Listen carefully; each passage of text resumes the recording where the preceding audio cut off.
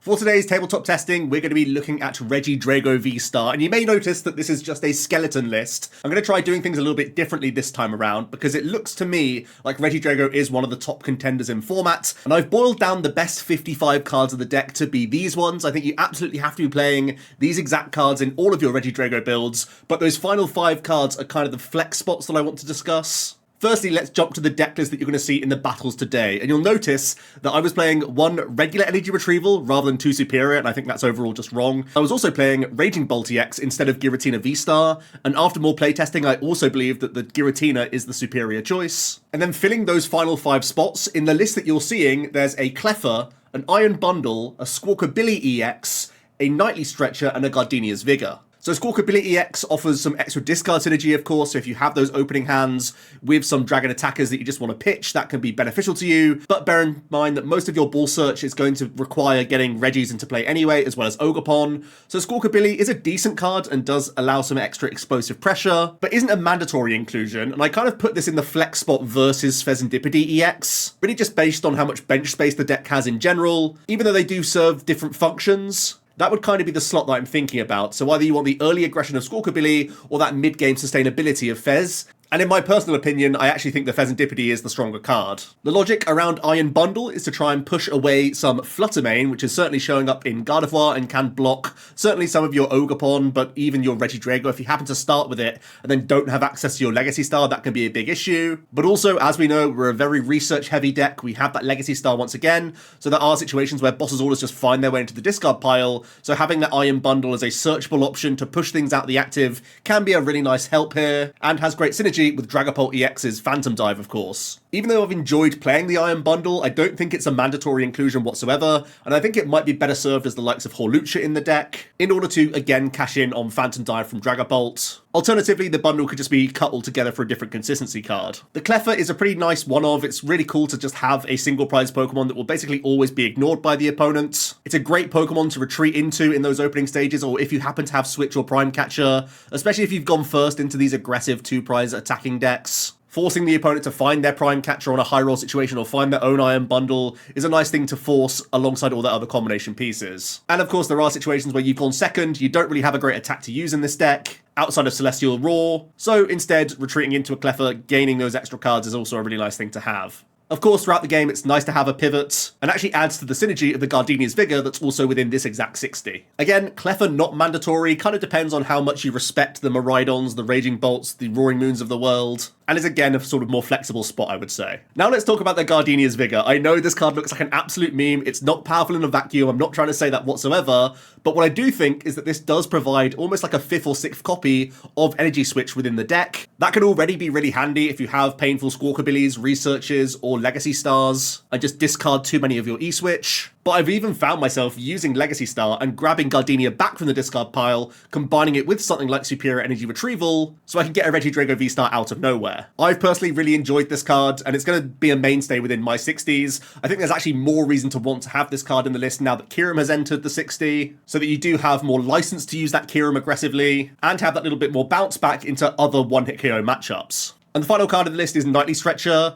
I kind of weigh this up against a 4th copy of Regidrago V-Star. Again, with such a discard-focused base deck, it's really important to have access to another Regidrago, and the Nightly Stretcher doesn't add to your early game consistency of hitting a turn 2 Drago, but it does allow you to still recover a V-Star if you've discarded one too many, but has that bit more flexibility around it where it can recover things like Mew EX if that's been targeted by the opponents, Ogerpon EX if you've just happened to lose some as well, or if there are some prized, and every now and then it can help you recover an energy card just for Teal Dancing or an extra access to Fire Energy. This one's kind of a close one. There's definite arguments to just going for the 4th copy of V-Star, because Legacy Star really does unlock the deck. So going back to our skeleton then, and if I'm personally a fan of the Gardenia, I'm going to make the space there, and I'm also going to insert that Nightly Stretcher once again, but it's up to you if you want to change this for a V-Star, be my guest. I'm leaning towards Pheasantipede over Squawkabilly EX right now. The main logic around it is that your ball search is almost always going to go towards Drago and Ogerpon instead, and Pheasantipede gives you so much bounce back into the evolving matchups that are looking to stamp you aggressively, which leaves us with just 2 spaces remaining in the list. Now, I don't think Hisuian Gudra V-Star is core, but I am leaning more and more towards towards it the more I playtest the archetype. There are those all-in situations where you commit everything you've got just towards one Regidrago, and your entire game plan will be foiled if it's KO'd. So just using that Rolling Iron, even if the opponent has easy means of gusting around this Pokemon, means the Drago itself is nice and safe. It's a really big card in the Lugia matchup where you're trying to make it much more difficult for Cinccino to deal with you, and it can even come up in like mirror matches and even got up against Raging Bolt as well. Even though they have that explosive potential, it's difficult for them to do it turn by turn if you weave in that Rolling Iron. And then there was just one space remaining, and this is where I'm having the most headache with Regidrago.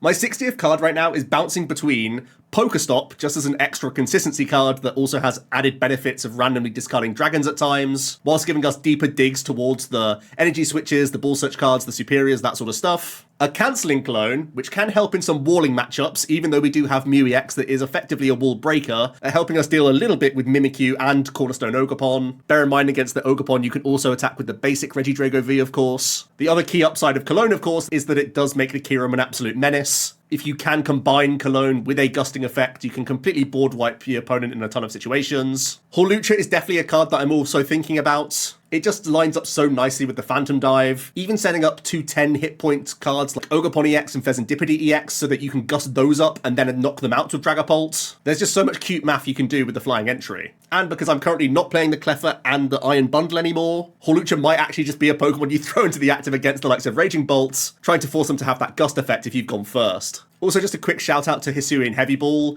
You really need to find early Dragos, you want multiple Ogerpon on the bench, and you play some really important one-off Pokemon, especially with Pheasantipede entering the list now. Even though it's not always going to come up, it's just another card that you're happy to see in the opening stages, just so you can secure those basics as quickly as possible. There's a whole other discussion about Noivern EX being in the deck, possibly Penny, possibly changing your A-Spec to Scoop Up Cyclone, but you need to take such specific lines, and the opponent has to play in such a specific way as well, for a lone Noivern strategy to actually come off, that I'm still very much a skeptic of this approach. But I do probably need to put more games into that exact matchup, because right now I will admit that Raging Bolt is certainly an Achilles heel of the list that you're looking at. But as we turn our attention back to the battles, this is the 60 you're going to see in the handful of games. Bear in mind, these games were recorded like 3 or 4 weeks ago, so I have a lot more experience with the archetype now, which is why I wanted to talk through all the other cards that I'm considering in the list. Let me know if you like this discussion at the beginning of the video rather than at the end, which I have been doing in previous ones. But without any further ado, let's get into some battles. If you're looking for PTCG live codes, make sure you check out the Potown store. You can get a 5% discount on your orders using that code, OmniPoke. So we're getting into our first game here. Jack is going to be on the right, and he is playing the Regidrago V-Star, and I'm on the left playing Charizard Pidgeot with Dusknoir. I did mulligan once, so Jack's going to get the benefit of an additional card here. But yeah, pretty interesting matchup. Regidrago does have a lot of tools in this matchup. Obviously, copying Dragapult is very dangerous at pressurizing Pidgeys and other engine-based Pokemon and basics. And of course, there's the Kyurem option as well that might force me to play down Manaphy as quickly as possible and basically just force early ball search out onto basically just unideal Pokemon. What I think is really interesting about Regidrago, just the threat of Kyurem now basically taxes every evolving archetype or just any archetype that has low hit point basics because of the threat of Kyurem. You can see a few mulligans coming down for myself, but I think I eventually do have a Pokemon and it's going to be a Pidgey. And we're going to get things underway. Jack taking 3 lovely mulligans, and then we'll draw for the turn. He's going first, and I think there's actually nothing scarier than Regidrago going first in this format. There is just so much potential for a turn 2 Dragapult, which is already hitting the discard pile, as well as the potential for that Kyurem as well. And it looks like he's already going to get at least an attachment developed this turn. I think I already saw Ogerpon in the hand as well, so he should have a pretty decent opener here. I see Nespal in the deck, or sorry, in hand as well, and that's coming onto the board now. And Jack's just going to go for an Ogerpon EX. Actually has 2 in hand. Well, a second one in the hand. You can see we are playing a Gardenia's Vigor in the deck. It's really not a great card, but it's trying to be that sort of 5th/6th copy of Energy Switch, which are just such vital pieces in the deck, especially when you come up against one-hit KO archetypes, or if you've had awkward like Researchers or Squawkabillies. It's just about useful enough, we found. Yeah, this is a really good opener for Jack. He's able to get an energy on each Ogerpon and a manual attachment of Fire Energy. Looks like there's a few Pokemon in the hand. Not sure how much push he has for next turn, but it's a decent turn to pass over to me with. I have a Lumineon starting things off, and it's going to be for an Arven, which means I can get Forest as well as a Poffin probably here. So I dropped a card, but we're all good. As I get some basics out of the deck.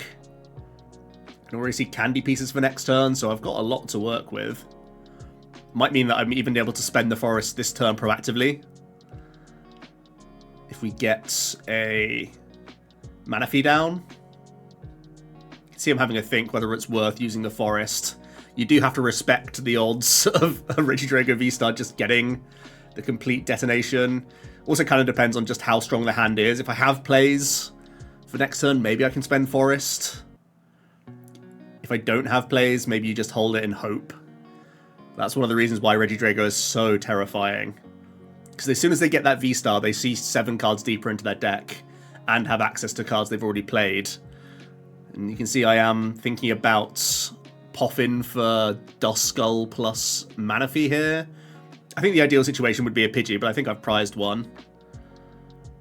That's probably what I'm going to have to do here if I want to not just immediately lose on the spot to the terrifying Kyurem. I'm really having a think about this because it is not easy here. And I have to map out my turn 2. Whether or not I even have a play if I make the Forest Seal Stone play to try and protect my Charmanders.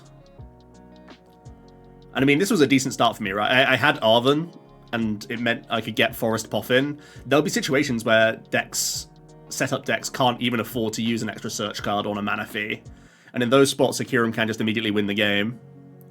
Our list of Regidrago isn't actually playing Cancelling Clone. It's definitely a debatable card that can often find its way into the Regidrago. We're currently not doing it. I'm just going to pop in and just grab Manaphy, keep the board space open for potential other Pokemon down the line, and we're just going to pass things over to Jack here, not putting the Duskull into play in this case. Looks like Jack's mapping out his hand here a little bit. He does have Ultra Ball for V-Star, of course. He's going to start with an Ogerpon draw. Picks up a Vessel. Then he's going to throw away Cleffa with Ultra Ball, as well as, what's it going to be? Boss's Orders. And you got to think this is going to be for a V-Star, right? There it is. By the looks of things, Jack's already digging for some energy switches. Even a supporter in the next 7 would be handy, because he could take that for a supporter after the V-Star power. Just going to Vessel away a switch and grab some more energy here. It's interesting that he's holding on to the boss still and not just throwing that away. Maybe it means he doesn't want to bench the Mew, because it is an easy 2-prizer to just give up. Oh, he still does bench the Mew. That's strange. He could have just switched into the Mew, right? Oh, he's playing the boss first. Okay, he's going to boss up the Luminion. This means he really needs to hit from either the Mew or the V-Star. He is able to draw a couple from Mew, then he's going to Ogerpon and get 1. He does have another V in the hand at least. Okay, so he does find Energy Switch. That's the first thing he takes. And I think he takes a boss because the other ones also hit the discard pile. So this is him recovering his last boss's orders. Of course, there's still Prime Catcher in the deck as well. But that aggressive line's gone pretty nicely for him. He can still get the KO on the Pidgey, but he's going straight down to 3 prize cards, which is very, very aggressive. And that's a really good use of Regidrago. Oh, sorry, the Dragapult EX, of course. Fortunately, I did use the Forest Seal Stone so early. I do have the Candy Zard bounce back. We had that last turn, so that's important. I think in a lot of ways, Jack was probably better just taking a 2-prize KO there rather than a 3, because now if I find Defiance, I can just respond on this Drago, and that could be a problem. I guess Jack always has the Ogerpon to come back with, and then I'm forced into Radzard, but it would force him to just have more after the fact. Looks like I can Ultra Ball for Charmeleon after the Pheasantipity draw. Yeah, now we can go Defiance plus Stamp, and this is quite scary. I mean, he has developed the Mew EX, but by taking the very aggressive 3-prize turn, he has kind of walked into this line. I think taking 2 is the conservative play there, to be honest. Then my better play would be like counter catch something else, and you don't mind that so much because you can still like power up an Ogerpon and respond on the Charizard, and then you keep the Drago V-Star around. But as it happens, Drago V-Star does have to go down. Jack's going to go into that Ogerpon. Not sure why he didn't just go into the Mew there, but he does have Research from the Stamp, which is handy. But he's missed Grass Energy! That's all he needs to respond on this Charizard. That is a big miss. Can we draw any more cards here with the Mew? It looks like we have Double Ultra in hand, so we probably can draw some cards here. He's just going to thin the Squawkabilly. He's going to Ultra Ball that away in a Research. Just going to throw another Ogerpon into play. And now it's a big Mew EX. We need to find Energy Retrieval, Nightly Stretcher, Superior, or just a Grass Energy, or a Vessel, if there are still some around. He's going to go full bench and get 3 cards. Oh, and he misses the Grass. That is crazy. After such an insane turn 2. Now he's just got nothing. So he's just going to retreat into the bundle instead. And force me to have Gust, because of course I don't have Pidgeot right now. So there's a chance that I don't just have Gust here. I do have a 7-card hand though. And Countercatch is still live for me. And Arven would be an out. No, he's just going to pass things over. So that is a monster whiff from Jack. His turn 2 was crazy. But his turn 3 was just a huge blank. I'm able to Poffin here. Just going to grab another Charmander. And it really comes down to, if I have Gust right now, I'm in such an insane spot, right? Having the Charizard basically developed on the bench with Pheasantipity at the same time is just crazy. Looks like I'm just thinning here with Vacuum. Also going to play Nest Ball. Going to grab Rotom out the deck. Yeah, this is just pure thinning plays at this stage. I know that I'm ahead in a prize race. I just have to announce 2 more attacks as long as I can Gust here. We do have Countercatcher. It's going to be for the Mew. And we're also going to play Ino in the process to give myself a fresh hand. I go for the Mew over any Ogerpon there or the Reggie because, I mean, why not really? The Mew is just denying more draw at this stage. The only other thing I could have gone for is maybe V-Star, because now I have to find Gust again if Jack goes with a Reggie attack. He does find a Superior, so he can at least draw a bunch of cards and get this response KO. But he badly needs to Iono me back, probably, I would think. We're going to see the draw from Ogerpon and another one. And he does have Energy Switch in hand, so we can do a third one here as well. Actually drew into another Energy, so we can manually attach active for the response KO. But he is just walking into a Charizard KO back, yeah, and can't do anything else. Doesn't have the hand disruption that he needs. And I can just immediately throw out Ultra Ball. Don't even need to Pheasantipity. There's just the response Charizard. What a strange back and forth game. Jack had a really, really good turn 2, but couldn't follow it up. I was definitely on the back foot there. I think the only thing looking back is that Jack probably should have just been content with the 2-prize turn. It's one of those hindsight moments that playing into your Drago getting insta-responded is quite awkward, and you want to play into the tankiness of that card so it takes a turn. Force me to spend as many of my Countercatchers as possible, as well as everything else. But we're getting into our next game, and this time I'm going to be playing the Regidrago deck, and Jack is playing Gardevoir, and we've had a terrible start, because Jack has led the Fluttermane, and that blocks my Ogerpon's draw, and he's also got the double Buddy Poffin, so clearly my start was a little bit weak, whereas Jack's is looking really good. The double Poffin and Fluttermane slowing me down a little bit here. And we have the Iono potentially for Jack later down the line. There's going to be the Vessel. My hand is pretty bad for a turn 1 hand, but it has Research in it, so I can at least draw more. Jack's hand is really good for a turn 1 hand, because he had double Poffin into Evo. So that's crazy. There's the late Reggie. Oh, there it is. I can E-switch off my Ogerpon, and then I can get a manual attachment onto my Drago, and then we're just going to see 7 fresh cards here.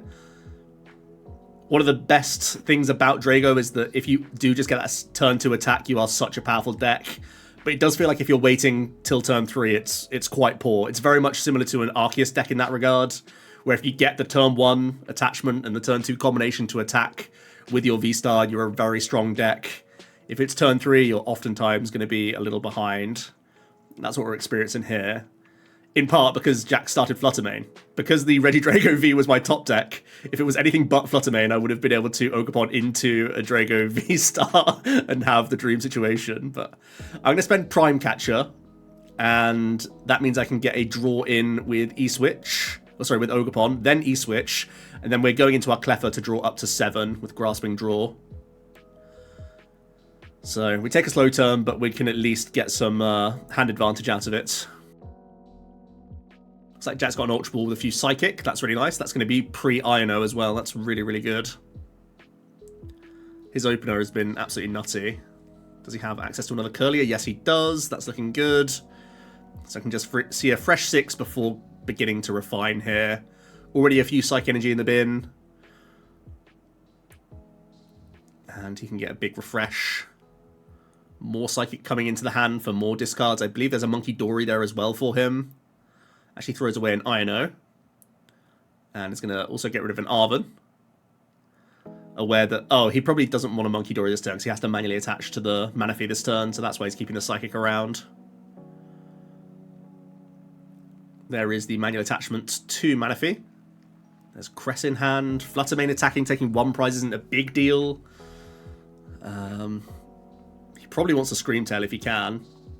Oh, he actually does have the Screamtail in hand, so he can retreat into it. I think this is better. Even if you just do a prep like 120 onto one of these V-Stars, seems reasonable. Yep, and that's exactly what we're seeing. 120 onto my Regidrago V. The 1 prize Cleffer is never going to change Jack's prize race, so why not? I'm going to Vessel away a Raging Bolt EX. And looks like I've got a Nest Ball here to play as well. This is a really nice use of Iron Bundle. Iron Bundle, not in every Drago list, but it can come in handy in a lot of situations. Actually, pushing away Fluttermane's one of its key reasons for it. But in a spot like this against Gardi, where there's a heavily damaged active Pokemon, if I can find a way to copy a Dragapult EX with my Regidrago V-Star, I could be in really good shape. Looks like I'm Ultra Balling away Regidrago and Iono here. And we're actually grabbing Dragapult, which means my last card in hand is probably Research. Otherwise, you always take the safe V-Star there. Still a little greedy for me, but you can see that I'm lining up the strongest play possible, which is going to be just forcing Jack to put a different Pokemon in the active, and maybe I take a 2 prize turn, or maybe I heavily damaged a Gardi whilst taking out the Screamtail. So big 7, do we see a way to our V-Star here? Yes, we do, fortunately, with Ultra Ball. Jack has got the Manaphy on board, so that Kyurem is not active. But we do find our Regidrago V-Star, which is looking pretty good.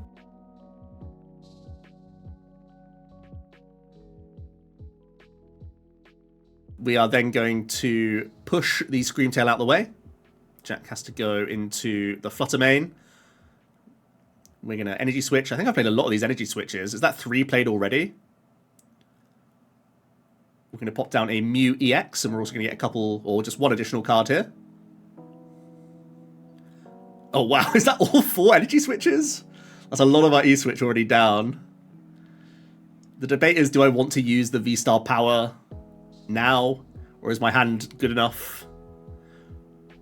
I'm looking at Prime Catcher as a potential target to return, but we are just retreating into the Drago, which does mean I can't use the V-Star power because of Fluttermane. So we are going to finish off the Screamtail, KO the Fluttermane in the active, and start prepping this Manaphy for a Dragapult KO later. Importantly, putting 3 counters on the Manaphy means that even after a Cresselia, I could get a Dragapult KO. The only thing that could prevent that would be a Monkey Dory.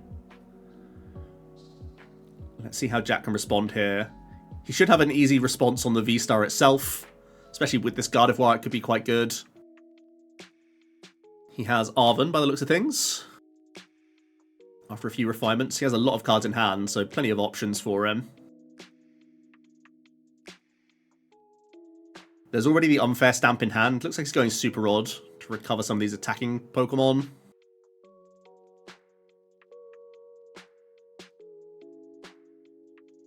Oh, interesting. Also going Cress. No, he's just going to go Screamtail. Okay.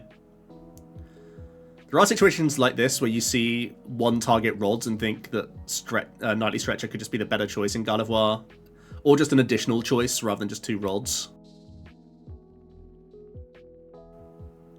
Jack's having a think of where to attach his energy. 2 are going to be embraced onto the Gardevoir EX. Screamtail comes back into the active.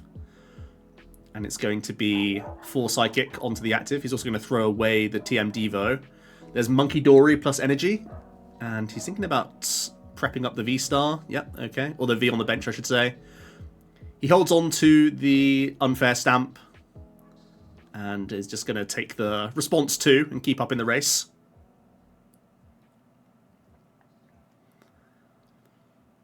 Once again, there's a heavily damaged Scream Tail. At least Jack was able to Monkey Dory to deny the Manaphy easy KO with the Drago play. Again, it's probably my priority to boss or bundle this turn. If I can nightly stretch with a bundle, that would be great. We're going to quickly Artisan. And then we're nest balling for another V, I should say.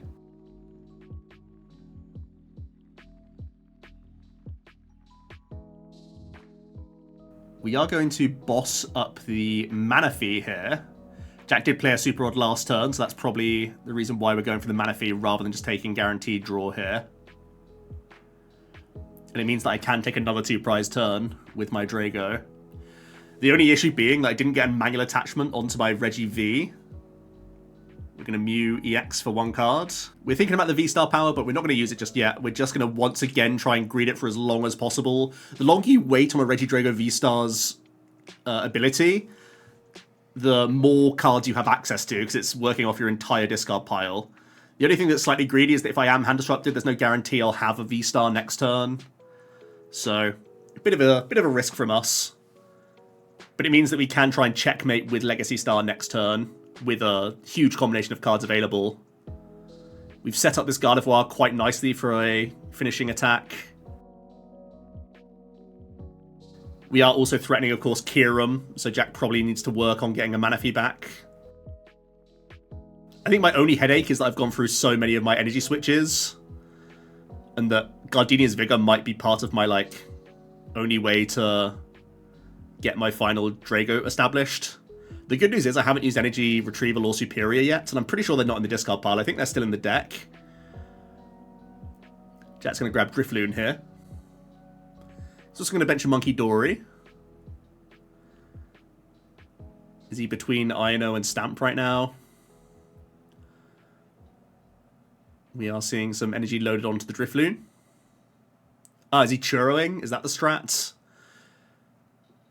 Yeah, we're going to heal up 1 Gardi, go into the Drifloon. And then he's going to throw an unfair Stamp into the mix. I do think the Stamp was certainly the right choice.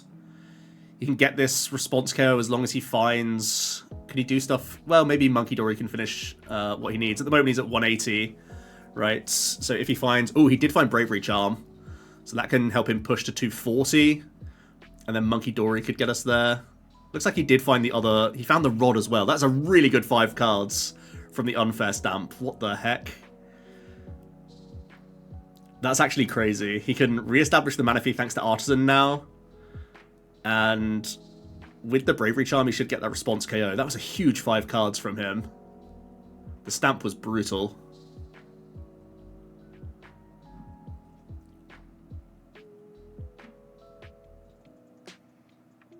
So he's going to pop the 2 on the Monkey, then push it over. So there's 5 on my active. And then he can finish it off with the Drifloon. I'm going into Cleffa. I'm able to draw 1 with Ogerpon. Now, I think I had a really awkward situation where I drew into Superior and regular energy retrieval. And I drew them too quickly, because I actually need to have Gardenia here, I think, is my only salvation. So I needed to not draw them exactly together there. I needed a fodder card for the Superior to reduce my hand size down for Mew EX draw. You can see I even got rid of a research, because my priority here is using Gardenia. But now that I've... Well, there's my manual attachment of Fire. We can Mew EX for 2. Then I can Ultra Ball for V-Star. So we're right at the bottom of our deck, but I think I'm just out of physical energy now that I got rid of the Superior and the regular energy retrieval. If one of those was still available in the deck, I think I would have been good from the Mew. Because Gardenia can actually draw me to the bottom of the deck now. But I don't think there's a combination of cards. Like, the... with the Manaphy, I can't just go Gardenia plus Superior for game, which could have been a line for me. And with the superior and regular energy retrieval found at the same time, I couldn't combine it with the Gardenia, which was probably my only other way to close out the game. So I have to take a line that doesn't win me the game this turn, but wins me the game next turn, if that makes sense. So we have to go for INO plus energy switch, with our last energy being in deck. And I have only 2 cards in the deck, so I have to not play the energy switch, draw my last 2 cards. Energy switch is now my bottom deck. And now I'm hoping to dodge boss's orders for a turn. Or that I can... I also have to think about Monkey Dory, right? Can Drago tank if Monkey Dory is taken out? Oh, he drew the boss off the 2, so... Oh, that's pretty unfortunate that Jack was able to get there. Because my bottom deck would have been the way to still win, I think. Do I win with the Drago there? No, I don't think I do I? I'd get another attacking with Drago, but I don't think anything would win me the game. Yeah, I think it was just that final turn where I had just an awkward sequence that the superior and the regular energy retrieval were combined together, so I couldn't use them with a Gardenia. That was the only issue there. Well played, of course, from Jack, but the stamp was really, really good for him. Got him the Mana Feat and the Bravery Charm to allow him to have, like, the best response. We're gonna get our final game in. I'm playing an Okidogi deck, which I do not recommend building yourselves. We're gonna have more of this Okidogi deck, and I've got a lot of things to say about it, and we're gonna save that for another video in its own right. For now, though, Jack is gonna be playing the Drago side on the right, and he's got a turn 1 attachment to the Drago and can squawk a belief for a fresh 7 here. I can see Ultra Ball for him for next turn, so that's pretty reasonable. I think there's Vessel in hand as well. Lots of options for him. He's going to start by using that Vessel, getting rid of a Nightly Stretcher. He's going to get a couple of Grass Energy. Then he's going to Ultra Ball away Boss Grass. And grab an Ogerpon EX. So he can get to work on that as well. That's going to draw him 1. I think it was a refund of another Grass Energy. He's going to Energy Switch proactively. And he's just going to pass things over to us. Holding on to a research for next turn is solid. I'm able to Ultra Ball away 2 Darkness Energy and get my own Squawkabilly onto the board. Dark Energy in the bin is still really helpful for the deck, of course, because we have Dark Patch. And there's my Okidogi EX.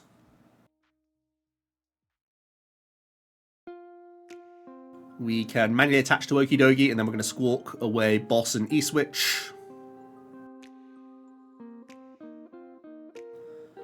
Looks like we drew into a ton of Ball Search cards. There's Hisuian and regular Ultra Ball. Both going to get discarded by another Ultra.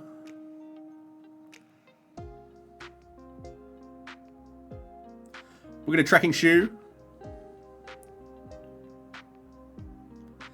I'm going to keep it because it's a Pokestop. That gives me another Trekking Shoes. That's going to get played. Oh, we just got another Ancient Boost Energy Capsule. We pick up a Janine, which is usable. I can Ultra Ball away Hisuian and Brute Bonnet. And there is another Okidogi, so we can get our Janine Secret Technique off for the full value. We do have that Dark Patch, and then we can use Petrunt, so we're actually getting the turn 1 attack in with the Okidogi here. Dark Patch, Manual Attach, and Janine does mean that I went pretty much on fumes, but it did allow me to get the first 2 prize KO. And that still will be one of the big issues of Regidrago V-Star. When you come up against the Raging Bolts of the world, the Okidogis in this case, but also like the Miraidons, the Roaring Moons, the Gouging Fires, these archetypes that can just initiate a race. Really, really bad news for Drago. Because sure, Jack can keep up with the race, but it's really hard into bulky 2 prizes to actually get ahead. Especially with Okidogi being naturally as large as it is. Jack's going to get a quick card in with Ogerpon, then he's going to Ultra Ball. Does have Regidrago V-Star. And then has that fresh research. Let's see, he needs to get another basic established, you'd imagine. Going to see a quick Vessel for a couple more Grass. Does have Nest Ball, so that's solid. He still has his V-Star power if he wants to use it this turn.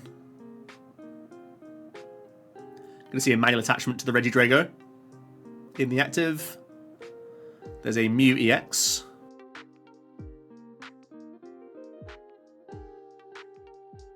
And it's going to be the big 4 energy discard for the Raging Bolt.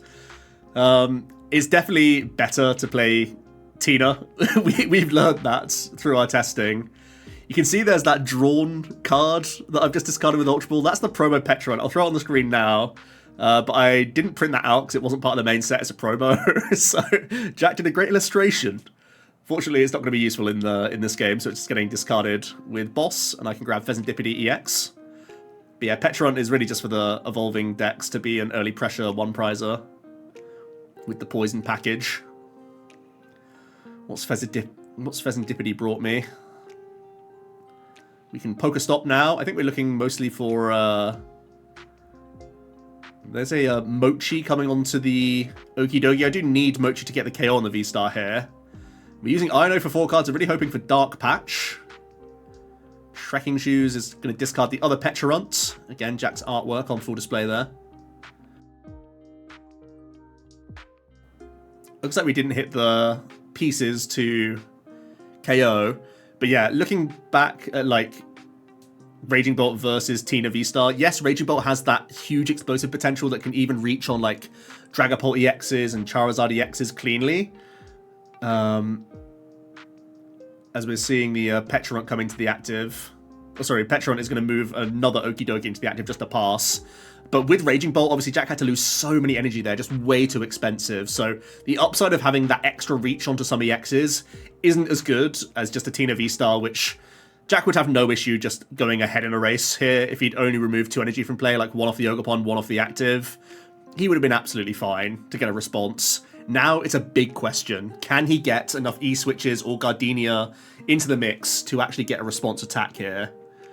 I'm pretty sure the Gardenia's in hand, but I'm not sure if he has access to Superior or regular energy retrieval. That might be it. Oh, he does have Superior in hand. And there it is. Going to get back Grass, or 3 Grass and a Fire. Kyurem hits the discard pile in the process. Ogerpon's going to draw 1. Oh, he doesn't have the Gardenia anymore because I O-No'd last turn, yeah. So he's going to see 7 from the V-Star power. Gardenia is in that 7. He's also discarding a lot of other good resources. A lot of supporters, more energy. I know he's just recovered a bunch, but still a headache. V-Star there as well. I don't think I think Prime Catcher would have been one of the big hits there. Even just a regular switch so we could use this Gardenia. Looks like he's recovering the Superior again. Now he really needs to hit Prime or... Well, yeah, now he needs to hit a Switch card and a V-Star. You draw the 2 first, of course. And that is just going to go onto his Regidrago V. He does find V-Star. But he can't move the active. That's the only issue. He could Pokestop. Ooh, and he did miss out on Switch or Prime there. Honestly, the amount of cards Jack drew, still a little unlucky, to be honest. He's going to manually attach to that bench Regidrago now. Can he lower his hand size enough for a Mew? Doesn't look like it. So I get away with one, to be honest. Now I have manually attachment in hand, so I should have an easy way of just getting another KO here with Okidogi. We're going to Nest Ball. We're going to grab Radiant Hisuian Sneasler.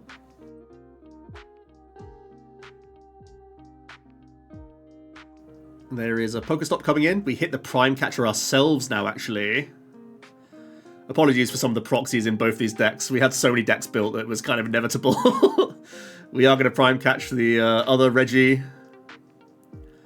We, of course, have to go into Squawkabilly, so then I can use Pecharunt to still poison my active. Just a small thing there. But then we are able to take the knockouts.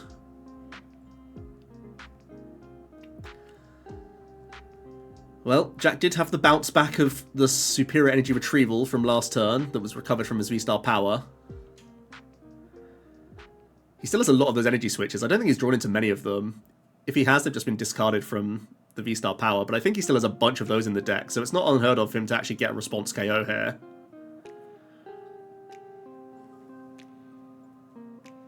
Ogerpon draws 1. There is an E-switch in hand. There's Fire Energy in hand as well. We do see the double E-switch plus the Fire Energy attachment, and it is into the INO, so Jack's done pretty much everything he can do this turn. It's just that Okidogi is still so large that it's quite awkward for him to attack with Raging Bolt again. Looks like he's trying to take a turn off and just goes Iron Bundle here. Thinking that he doesn't really have enough energy left in deck to actually do a big Raging Bolt play.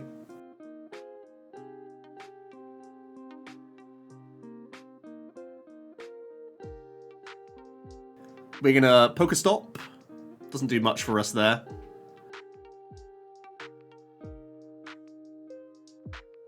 I'm gonna Energy Switch onto Sneasler. Then I'm gonna Petra the Sneasler into the active and pay Retreat, so I can actually go into Squawkabilly here.